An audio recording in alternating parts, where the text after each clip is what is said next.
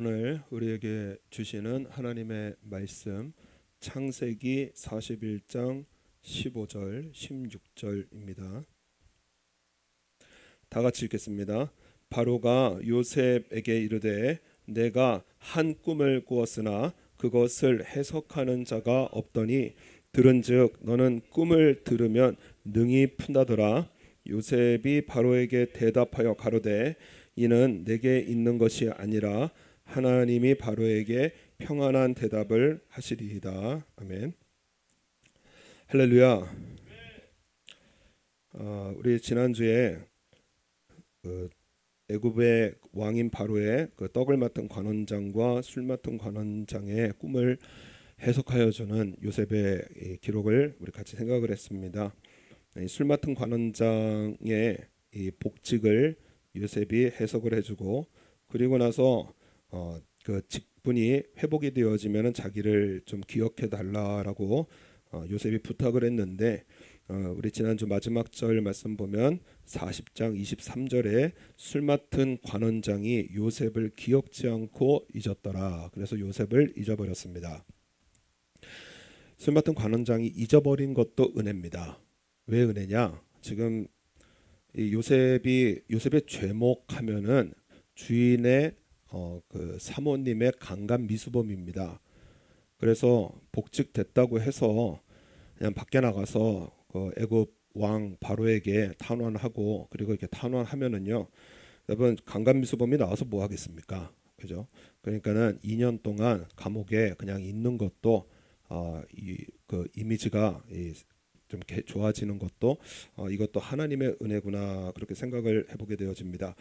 2년이 지난 후에 어느 날 바로가 애굽 왕이 꿈을 꾸게 되어집니다. 2절 말씀 보면 41장 2절에 보니 아름답고 살찐 7 암소가 하수에서 올라와 갈밭에서 뜯어먹고, 그래서 아주 아름답고 살찐 7 암소가 풍요하게 평안하게 이렇게 풀을 먹는 모습을 보았습니다. 그랬더니 4절에 그 흉악하고 파리한 소가 그 아름답고 살찐 7 소를 먹은지라 바로가 곧 깨었다가, 그래서 아주 기분이 좀 불안한, 좀 흉흉한 그러한 꿈을 꾸게 되어집니다. 살찐 암소를 흉한 그리고 파리한 소들이 나와서 잡아먹는 그러한 꿈을 꾸게 되어지는데, 다시 잠을 잤습니다. 그랬더니 5절에 다시 잠이 들어 꿈을 꾸니 한 줄기에 무성하고 충실한 7 이삭이 나오고, 그리고 7절에 이 내용이 같습니다. 그 세악한 7 이삭이 무성하고 충실한 7 이삭을 삼킨지라 바로가 깬즉 꿈이라 해서 꿈을 꾸게 되어집니다. 아주 자세하고 확실하게 기억이 나는 꿈을 꾸었습니다. 우리는 이게 꿈이라는 걸 꿉니다. 그런데 그 꿈 때문에 막 마음이 번뇌하고, 꿈 때문에 하루 종일 기분 나쁘고 뭐 그렇지 않잖아요. 그냥 별 이상한 꿈 다 있네 하고 지나갈 법한데, 그런데 이 대수롭게 생각하지 않고 그냥 지나갈 수 있는 그러한 꿈인데 바로가 마음이 아주 불안해서 견딜 수가 없게 되어집니다. 8절에 아침에 그 마음이 번민하여 보내어 애굽의 술객과 박사를 모두 불러 그들에게 그 꿈을 고하였으나 그것을 바로에게 해석하는 자가 없었더라. 그래서 마음이 번민하다, 이 불안하고 두려워서 견딜 수가 없는 상태예요. 그리고 애굽의 술객 하면은 이 술객들이 그 감추어진 것을 보고 해석하는 사람들. 그래서 뭐 마술사 아니면 점성술사, 별을 보고 점을 치는 사람들, 그리고 이 점술가들, 이러한 사람들이 바로 술객들이고, 박사는 무엇이냐면 학문을 연구하는 지혜로운 사람들입니다. 애굽에 있는 모든 술객들과 박사를 다 불러봤는데 바로에게 해석을 해주는 사람이 없었더라는 거예요. 그럴 때 갑자기 이 바로가 꿈 하니까는 술 맡은 관원장이 꿈 미스터 꿈 갑자기 생각이 납니다. 9절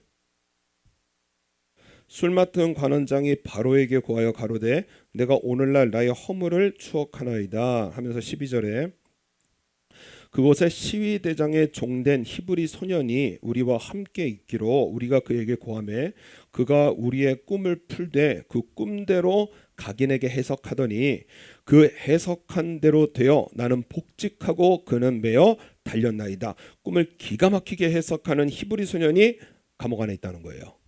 2년 동안 잊어버리고 있다가 이 벼랑간의 생각이 나서 바로에게 고하게 되어집니다. 14절에 이에 바로가 보내어 요셉을 부르매 그들이 급히 그를 옥에서 낸지라 요셉이 곧 수염을 깎고 그 옷을 갈아입고 바로의 앞에 서게 되어집니다. 그리고 이날 총리가 되어집니다. 이 41장에는 하나님께서 하셨다라는 기록이 없습니다. 하나님께서 하셨다, 하나님께서 하셨다 이런 기록이 없어요. 그런데 여러분 우리는 다 압니다. 이 모든 것을 누가 하셨느냐? 하나님께서 하셨다라는 거예요.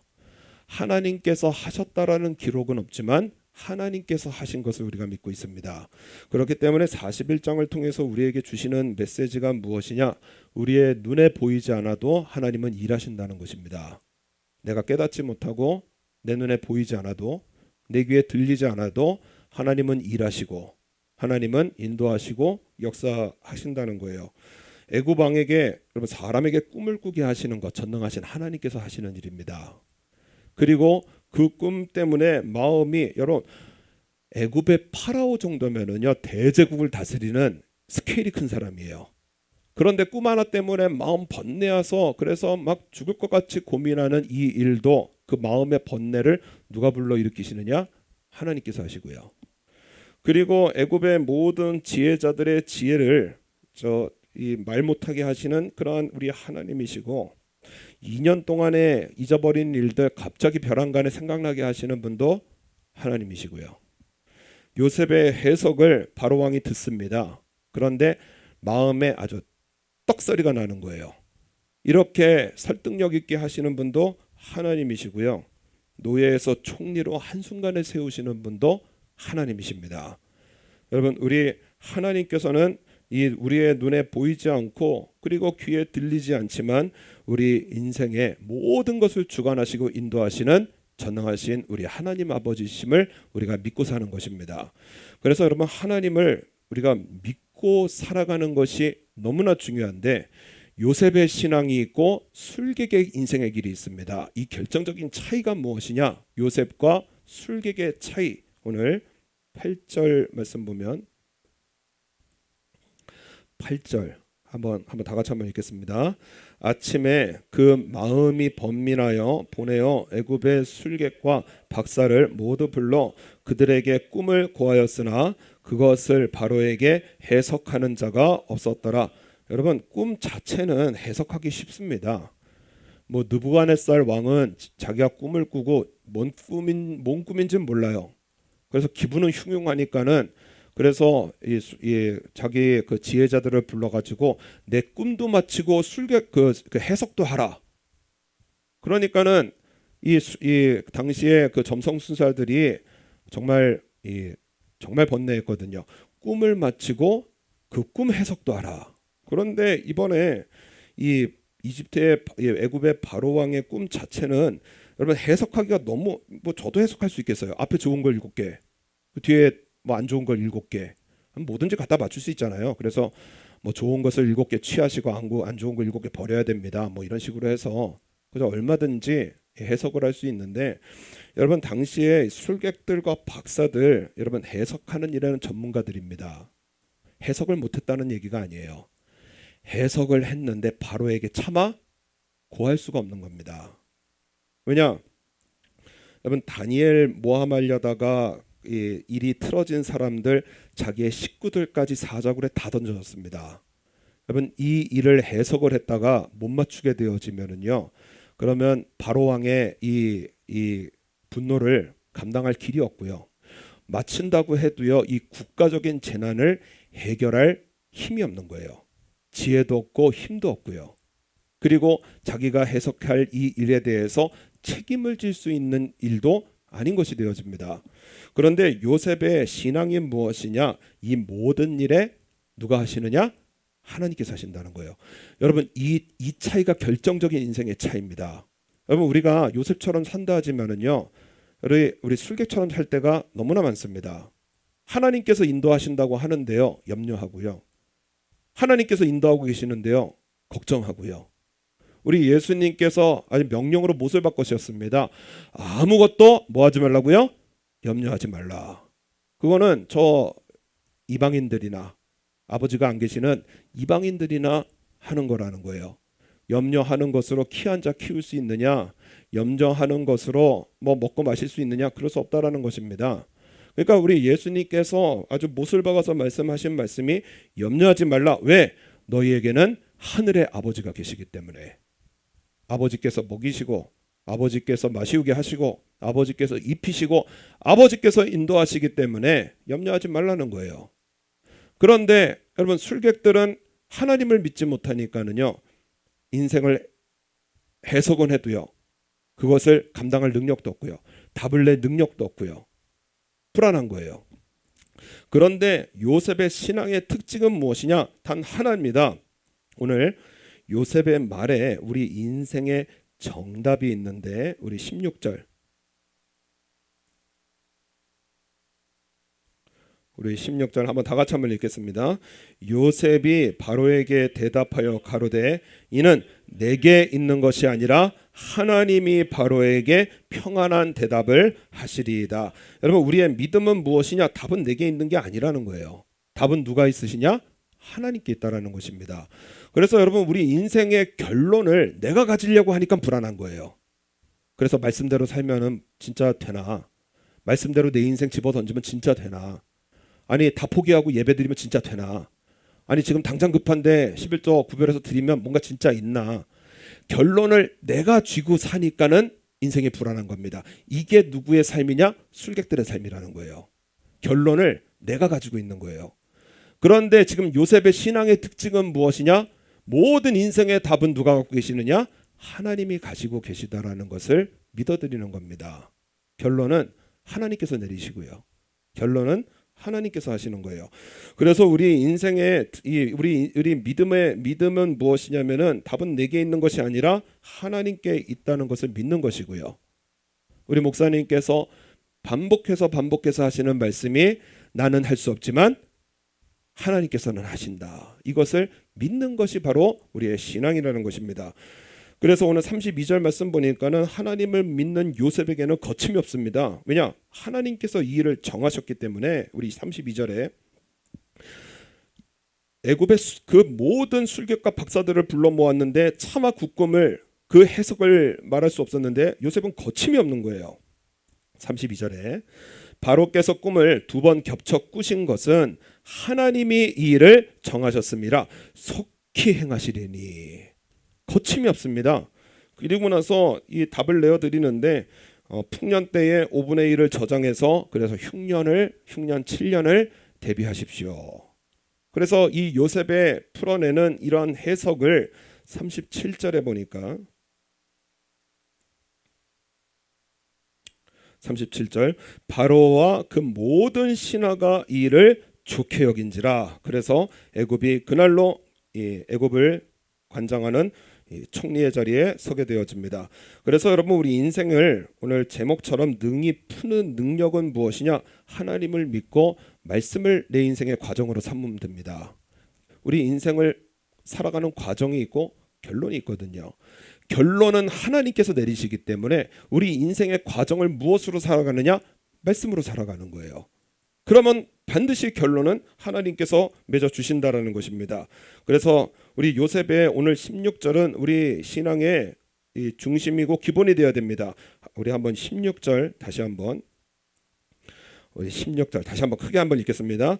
요셉이 바로에게 대답하여 가로되 이는 내게 있는 것이 아니라 하나님이 바로에게 평안한 대답을 하시리이다. 아멘. 답은 내게 있는 것이 아니라 하나님께 있다라는 거예요. 그렇기 때문에 여러분, 요셉 인생을 살펴보면은 우리가 인생에서 겪을 수 있는 고난, 대표적인 고난들 다 당한 사람들입니다. 그래서 요셉의 고난 보면은요, 형들에게 미움받고 또 사람에게 미움받고요. 그리고 저 억울한 일을 당하고 그리고 누명 쓰고 그저 내가 하지도 말을 막 했다고 말이 돌아다니고요. 막 미움받고 그리고 천대받고 그리고 모욕당하고 누명 쓰고 또 배신당하고 또 노예에서 신앙 좀 지켰는데 죄수가 되듯이요. 우리 신앙 좀 지켜보려고 하는데 계속해서 고통이 꼬리를 물고 다가오는 것이 바로 요셉이었고요. 우리가 인생에서 당할 수 있는 고난들을 요셉은 다 당한 거예요. 그런데 요셉을 통해서 오늘 우리에게 보여주시는 메시지가 무엇이냐? 하나님께서 꿈을 이루신다는 것입니다. 요셉은 말씀의 길을 걸었어요. 하나님께서 나와 함께 하신다. 꿈 하나 받아가지고요. 굳금 하나님께서 이루신다라는 것을 믿고 하나님께서 나와 함께 하신다라는 말씀의 길을 걸은 사람이 바로 요셉입니다. 그렇기 때문에 우리 인생에서 여러 가지 힘든 고난 당합니다. 그죠? 억울한 일 당하고 뭐 경제적으로 힘들고 병원 찾아오고 사람들이 날 미워하고 배신당하고요. 누명 쓰고요. 이런 일들을 우리가 당하는 거예요. 그때마다 우리 하나님께서 결론을 내리시는 것이 무엇이냐? 예레미야서 우리 한번 찾아보겠습니다. 예레미야서 29장.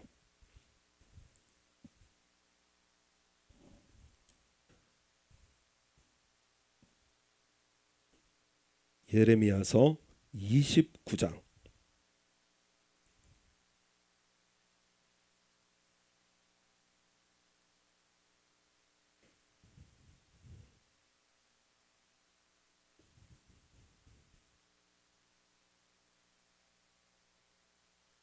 예레미야서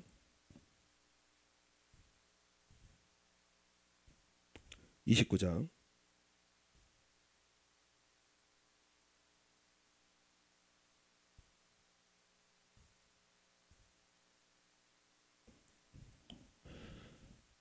11절.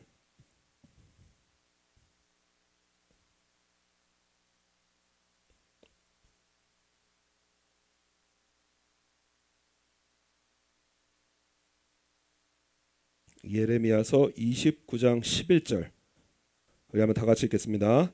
나 여호와가 말하노라. 너희를 향한 나의 생각은 내가 아나니 재앙이 아니라 곧 평안이요 너희 장래에 소망을 주려 하는 생각이라. 아멘. 우리 하나님께서 우리를 향하신 생각은 무엇이냐? 인생의 결론은 평안이고요. 장래에 소망을 주시는, 다시 말해서 믿음을 주시고자 하시는 하나님이시라는 거예요. 그러면 내 인생에 당하는 어려움은 무엇이냐? 여러분, 우리가 하나님을 믿지 못하기 때문에 재앙이 되는 거지요. 하나님을 믿는 사람은 이 재앙을 통해서, 인생의 고통을 통해서 무엇으로 나아가느냐? 우리 12절 13절 다 같이 읽겠습니다. 너희는 내게 부르짖으며 와서 내게 기도하면 내가 너희를 들을 것이요 너희가 전심으로 나를 찾으면 나를 만나리라. 아멘. 인생의 재앙처럼 보이는 일들을 통해서 우리 하나님께서 우리에게 원하시는 것이 무엇이냐? 하나님의 앞에 와서 부르짖으라는 거예요. 내게 와서 기도하라는 것입니다. 전력을 다해서 우리 하나님을 찾으면 우리 하나님께서 만나주시겠다라는 거예요. 그래서 여러분, 재앙이 재앙으로 끝나는 것이 아니라요, 재앙을 통해서 우리는 하나님을 믿게 되어지고요. 요셉이 이러한 노예와 죄수의 생활을 통해서 13년의 이 재앙과 같은 일을 통해서 애굽을 맡기시는 그러한 믿음의 사람으로 총리로 세우시는 일에 13년의 시간이 필요했듯이요. 여러분, 우리 인생 속의 재앙은요, 여러분, 내가 깎여 나가는 시간이고요. 내 생각이 깎여 나가야 되고요. 내 고집스러운 자아가 깎여 나가야 되고요. 내가 깎여 나가는 그러한 시간이라는 것입니다. 제가 이탈리아에 갔을 때 그 다비드상을 보게 되어졌습니다. 얼마나 생생하게 잘 만들었는지 나중에 보니까는 르네상스 예술의 중심이라는 거예요. 역사에 그 남는 최고의 걸작품에 꼽히는 작품이 이 다비드상이라고 합니다. 다비드상. 얼굴을 보면은요, 표정이 살아 있습니다. 그리고 그 손을 보면은 그냥 근육이 막 살아 있고요. 그리고 힘줄도 아주 섬세하게 묘사를 하고 손등에 있는 뼈까지요, 얼마나 잘 만들어놨는지 모르겠어요. 그래서 이 다비드상을 처음에 맡긴 그 나라가 피렌체라고 하는 공국인데, 이 피렌체 공국에서 거대한 대리석을 발견하고 작지만 강한 나라라는 그러한 그 이미지를 세우기 위해서 다윗을 모델로 삼고 아주 유명한 조각가들에게 부탁을 했는데 유명한 이 조각가들 둘이서 못하겠다라는 거예요. 대리석 비율도 맞지 않고 질도 안 좋고 해서 우리는 못하겠습니다. 그리고 나서 40년 동안 방치되어 있다가 미켈란젤로를 만나서 3년 만에 이 다비드상이라는 위대한 걸작품이 미켈란젤로의 손에서 탄생이 되어집니다. 그때의 제자들이 묻습니다. 어떻게 저런 작품을 만드십니까? 우리는 어떻게 하면 저렇게 작품을 만들 수 있겠습니까?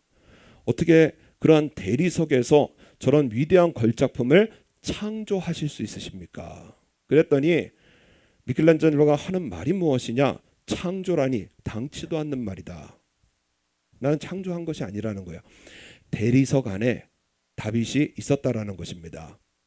다윗을 생각하고 다윗을 묵상하고 다윗을 마음에 그리면서 다윗이 아닌 부분을 쪼개어 나가다 보니까는 저 다비드상이 되었다라는 거예요. 마음에 다윗을 그리고 다윗이 아닌 부분을 쪼개어 나가는 이 시간이 필요하더라는 것입니다. 여러분, 우리 예수님께서 좁은 길로 좁은 문으로 가라. 여러분, 좁은 문으로 들어갈 때는요, 우리 큰 사람들은 못 들어갑니다. 그냥 자아가 왕성하고요, 내 고집이 왕성하고요, 내 감정이 왕성하고요. 여러분, 좁은 문 못 들어가요. 좁은 문 들어가는 사람은 어떤 사람이냐? 생각이 깎여야 되고요, 내 고집이 깎여야 되고요, 자아가 깎여야 되고요. 그래서 나라는 것이 작고 작아질 때 여러분 좁은 문에 들어갈 수 있는 거예요. 큰 문은 아무나 다 들어갑니다. 내 생각대로 살고요, 내 감정대로 살고요, 내 자아대로 살고요. 큰 문으로 들어가는 것은 너무나 쉬운데 멸망하는 자들의 길이라는 거예요. 작은 문은, 좁은 문은 어떤 것이냐? 내가 낮아지고요, 내가 작아져야 되는 것이, 그것이 좁은 문인데 그 좁은 문으로 들어가는 자의 결론은 무엇이냐? 영생이라는 겁니다. 그래서 우리 인생의 과정은 하나님께서 우리에게 맡기셨어요. 여러분, 구원은 하나님께서 이루셨습니다. 그러나 복의 길은 우리가 걸어야 돼요. 홍해, 우리 그 이스라엘 백성들이 출애굽을 할 때 홍해는 하나님께서 가르셨습니다. 그리고 인도하셨어요. 그런데 가나안 축복의 땅에 들어갈 때는 하나님께서 뭐라고 하시느냐? 들어가라는 거예요. 먼저 들어가서 제사장들의 발에 물이 잠길 때에, 그때에 이 요단강이 갈라지는 거예요. 마찬가지로 여러분, 하나님께서 주시옵소서 아닙니다. 말씀에 귀를 기울이고 말씀에 나를 깎고 잘라서 말씀이 내 인생의 과정이 되어질 때 하나님의 그 결론이 무엇이냐? 너희를 향한 내 생각, 바로 평안이고 장래의 소망을 주려 하는 하나님의 생각을 그대로 이루신다는 것입니다. 그래서 우리 인생의 가장 중요한 것이 무엇이냐? 한번 따라하겠습니다. 하나님께서 나를 인도하십니다. 이 믿음이 확고부동해야 돼요. 하나님께서 나를 인도하신, 여기에서 흔들려 버리니까는요, 신앙생활 자체가 어려운 것입니다. 말 그대로 신앙생활이에요. 하나님을 믿고 하나님을 바라보는 생활인데요, 하나님을 믿지 못하니까는 머리 아프고요, 고통스럽고요, 이걸 해야 되나 말아야 되나, 그저 그냥 고민하고 괴로운 인생. 이 술객들처럼요, 왕이 물어보는데도 주저주저하는 이러한 인생이 바로 하나님을 인식하지 못하는 이러한 사람들의 모습이고요. 하나님을 인식하는 사람은, 요셉은요, 거침이 없는 거예요. 하나님의 말씀이 들려지는 순간에 거침없는 인생을 살아가는, 이것이 바로 크리스찬의 능력이고요, 인생의 문제를 능히 풀 수 있는 능력이 되어집니다. 뇌혈관 분야의 한국의 최고의 명의사로 선정된 그 허승곤이라는 교수님을 방송에서 봤는데, 참 나이가 들어가면서 이렇게 나이가 들어가야 되겠구나, 참 아름답게 신앙을 지켜가는 그러한 교수님이신데, 이번 하시는 말씀이 무엇이냐?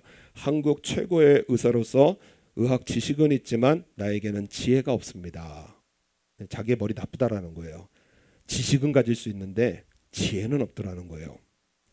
그러면서 인생의 기둥이 되는 말씀들을 이제 소개를 하면서 자신의 이야기를 이제 간증을 하시는데, 결혼을 하고 아내가 임신을 하게 되어졌는데 12주가 지나서 진단을 받으러 갔더니 난소에 종양이 발견됐다고 합니다.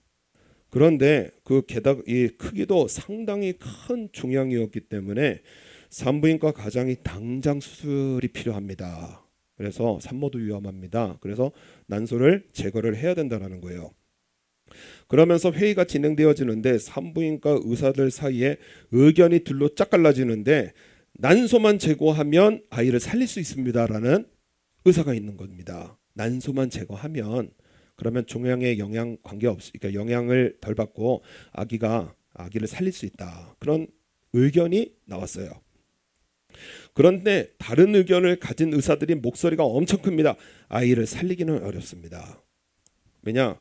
이 살아서 태어난다고 해도 종양의 영향 때문에 기형아가 될 가능성이 매우 높고 지금 상황이 난소만 제거해서 될 문제가 아니라 그 예후를 위해서 그러니까 나중을 위해서 자궁을 다 적출해야 되는 그러한 수술을 진행해야 된다. 그래야 산모가 산다라는 거예요.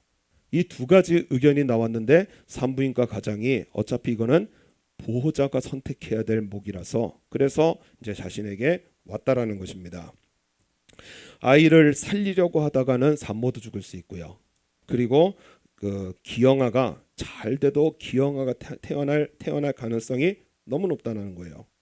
그렇다고 해서 자궁과 아이를 다 제거하는 이 선택을 간단하게 선택하기도 마음이 쉽지 않습니다.